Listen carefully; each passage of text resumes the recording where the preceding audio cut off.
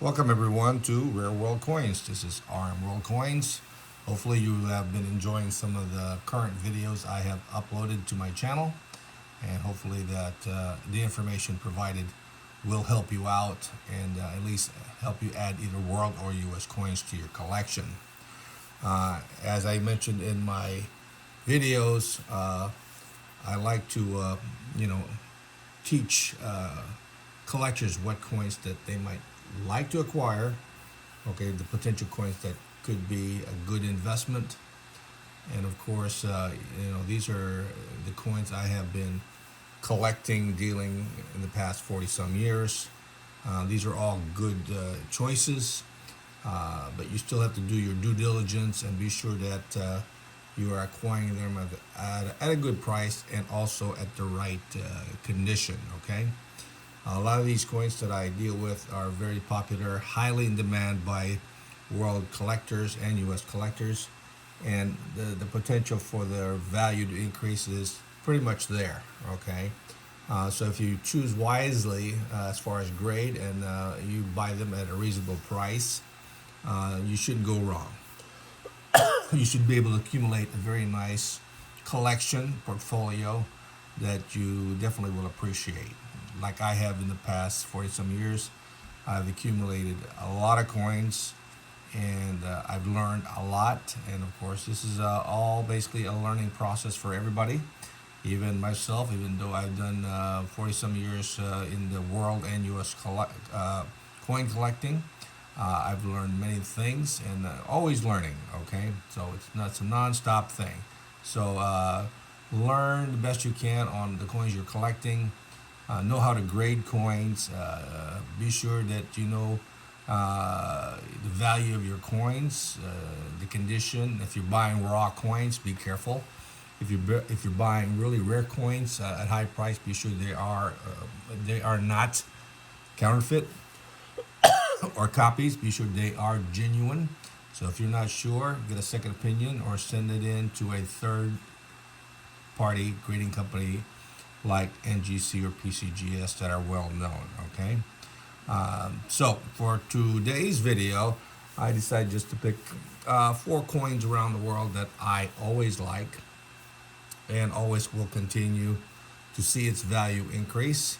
Um, these are all popular coins, and of course, definitely if you do find these coins either on auction, on eBay, on the internet, be sure that check them out and then see if you like the condition of the coin, the price of the coin, and then if you like it, you can afford it, and it's a good value. Uh, Maybe that's something that you want to add to your collection. So here I got four coins, which we'll go through, and these are the coins that I like, and I always buy and sell these same coins because they continue to increase in value. Excuse me. The first one we're going to look at is one that I like, and this is struck in the U.S. Mint in Philadelphia. This is the Cuban peso.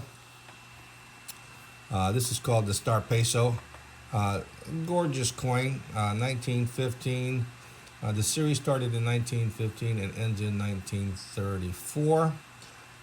So this one here is a very short series.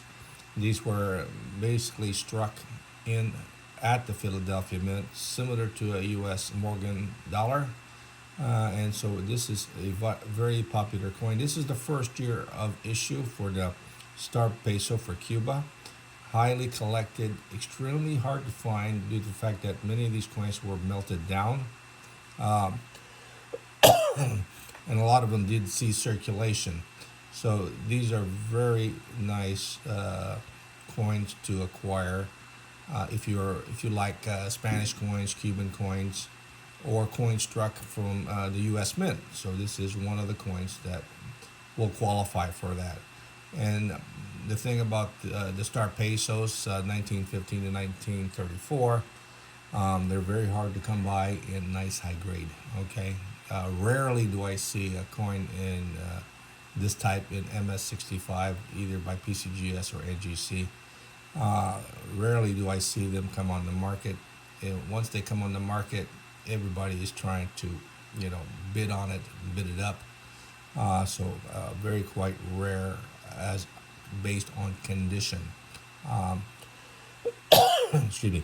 Even in circulated condition now, this particular day will run you maybe a couple of $100. In a nice AU slider, it could run maybe two or three. When you get into the MS60 or better, they'll run you 15 to 2,000. And when you get into an MS65, it could run you probably above 2,000 to 3,000, or even more depending on how nice it is. Now this coin is also struck in proof, which is a special strike with mirror fields, and mintage on that is around less than 20 coins. And I sometimes would see them impaired proof, maybe proof 63, going for $10,000 up to 20,000, depending on how nice it is. The 1915 comes in two types of strike: the low relief and the high relief. The high relief was initially struck first, and then after that they made newer dies, which is the low relief. And the low relief will be distinguished by its very sharp lines in the valleys of the star. Okay, it would not be shallow, it would be just a sharp line. Okay, you can easily tell the difference. And of course on the reverse you'll see the key defined sharply and a lot more floor. And of course that particular low relief is a transition from the 1915 to the 1916, where all the other coins are struck in low relief. So this one here is the high relief version, which has a pretty good number of coins struck, but it's still extremely rare in nice mint condition. On the reverse, you'll see the coat of arms. And of course, you'll note that there's a key just below the sunset there. And that key normally you'll see on the low relief as fully defined. Sometimes you'll see it weak on the high relief, but extremely sharp on the low relief. So this one here is a gorgeous coin, nice luster, beautiful coin. So this is a mint state coin. So this is what you want to get if you're collecting Cuba coins. Nice luster throughout the field. No problem, very nice appeal, so that's what you want to see. And of course, highly collectible by world and US collectors. And of course, being that it is a star peso, it is a very, very popular coin to collect. So it's one of the coins that really sticks out if you are a world collector. So this one here, if you do come across it, it's a very good investment. The rarest one, or the key date, is the 1916 star peso, excuse me, which has a lower mintage. And so that one there is also comparable to the 1915. And of course, in mint state, the 1916 also will run you maybe a couple of $1,000 or more. And if it was a proof strike, then we're looking at least $20,000 for the proof version of this particular coin, since there's about only 15-20 coins struck on the 1916 coin. Very rare, highly desirable, very nice coin. Excuse me. The next one that I always like to collect are these William Tell from Switzerland. Okay, these are very popular coins with world collectors, and of course they are nice, simple design. But William Tell, be sure they were heavily circulated, melted down. Started in 1922, continued on to 1928. The 1922 and 23 are, in my opinion, ugly coins because the strike of the coins were extremely weak. Okay, so the detail is not as sharp as you would see compared to 1924, 25, 26, and 28. This one here is, I think, a 25. So the strike on this one is a lot better, and so you get better detail on the images, the detail on the device. This one here is a nice uncirculated coin. You do see some luster there, but it's extremely has good appeal. Um, Normally, you'll see these coins either heavily toned or bag mark. So if you can pick one up that is exceptionally nice and clean from any of those distractions, that's what you want to pick up. These coins you can pick up for in a basic, maybe a slider to an uncirculated for about 2 to 300. But when you see in MS63s or better, then we're looking for 500, and if it's 65, then we're looking for maybe $1,000 to $2,000 on these coins. The key dates on this one here is 1924 and 1928, and the 28 is running around 30,000 if you can find a genuine one. Very low mintage for the 1928 date. The 24 is not as bad, with maybe a few 100,000 coins struck, but very hard to locate the 1924, especially the 1928. The 22 to the 22 to 23, the 25 and 26 are readily available. So if you're looking for a nice type coin, you can get the 22 or any of the other dates. Okay.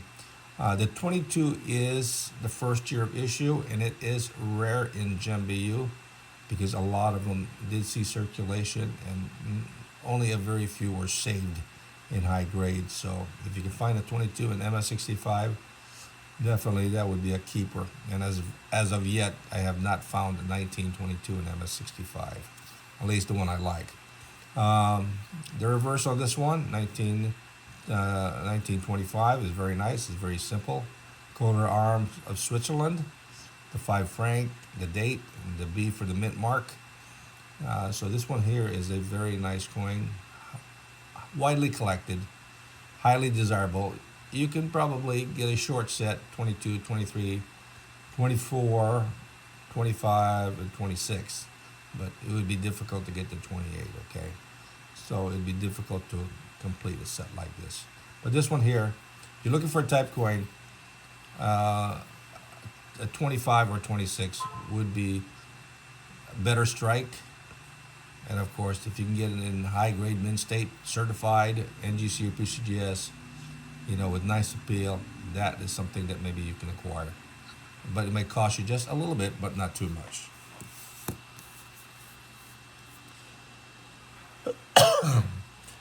Next one we have is a very nice modern style horse. This is a 1935 King George V coin, and this is a very popular coin. This is a 1935 crown, struck in 3 different finishes. The regular BU is the normal circulation strike. This one here is a specimen. And of course, they have the proof version, which has a higher silver value content. The proof version will run you probably 2,000 or 3,000. Actually, I'm seeing it more in the 4,000 to 5,000 if it's in proof 65. The specimen is a little bit more reasonable. In high grade MS65 could run you 5 to 6. If it was a BU, it's like $30 or $40. Okay. So this one here is a specimen strike. So normally these come in red boxes, and a lot of these coins, since they were exposed to easy hand handling, many of these coins are impaired. So a nice BU is hard to locate, but sometimes you get one that is as nice as this, okay, and without any basic issues or fingerprints, hairlines. That's what you want to avoid on these coins, okay? Normally, sometimes if you find one that has a frosted device of King George V, that definitely would be nice, almost like a cameo. But this one here can be easily attainable for around $400 to $500 if it's a really nice high grade 65. But a basic specimen could run you maybe $300 to $400 also. Very nice coin.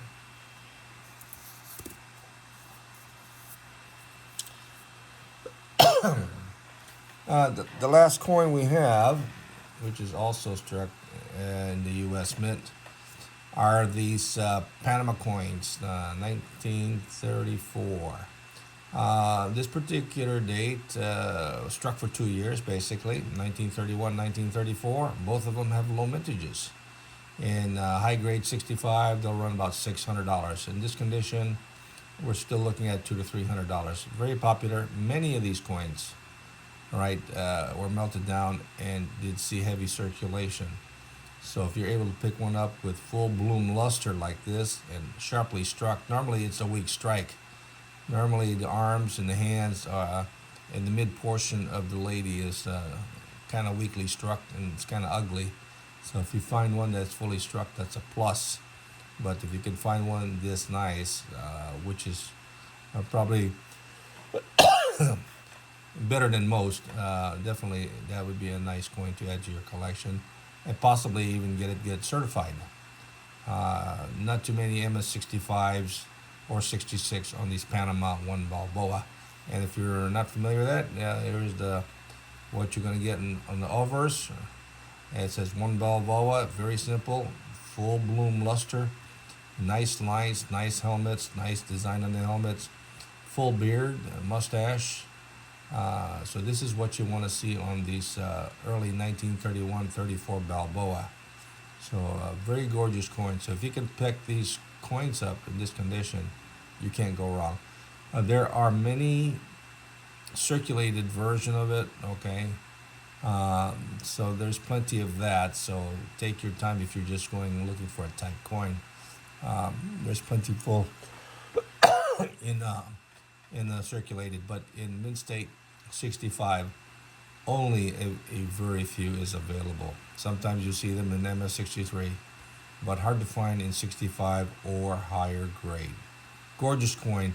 Definitely, this is something that if you do come across, maybe that's something that you want to add to your collection. So what you have here are 4 coins that definitely has a good track record of increasing in value. And I just don't see it gonna decrease in value. That's my opinion. Okay, do your due diligence, research on the coin. But if you're starting any of these series, the Cuban, the Switzerland, the Great Britain, or the Panama, these coins here, these type coins definitely will continue to increase in value. You can't go wrong if you get the best high grade possible. Okay. Just be careful that you don't get clean coins or coins that doesn't have the appeal. Get one that has a luster, sharp strike, minimum bag marks, and a coin that definitely you'll appreciate to own in your collection. Well, hopefully this information you'll like. I will have more videos on world coins that I would recommend to you as a world coin collector, at least give you an idea what countries to collect that will increase in value. These 4 countries and the type of coins I've got here will continue to grow in value. No choice, because the demand is there and the inventory is not there. Okay, so if you want to collect coins that is always in demand and the value continues to increase, these are the type of coins that you want to collect. Okay, as far as circulation coins, you can easily get them. They will also increase, but not as much as the ones that are in mint state condition. Okay, so do your due diligence, do a little bit of research, and find out what fits your budgets. If you can't afford one uncirculated or mint state yet, save for it. Don't get financially strapped. Okay, only spend what you can spend and enjoy the hobby, and don't get stressed out by trying to get something that you can't afford. Okay, I mean, I've gone through this many times where I try to spend more than what I can, and of course I have to wait many months after that to buy another coin because I have to build up my budget. Okay, so take your time, select wisely, do your research, do your due diligence. If you like these 4 coins, I will have more videos on other recommendation for world collectors and also U.S. coin collectors. Okay, if you like the video, please subscribe to my channel. I'm building it up, so I want to be sure that if you want to learn how to collect, I'm providing you with some good information that you can take and check it out, and hopefully you'll like it, add it, right? So please subscribe, ring the bell, like, and if you have any comments, go ahead and send it to me and I'll answer them as best I can. Till next time, you have a great day.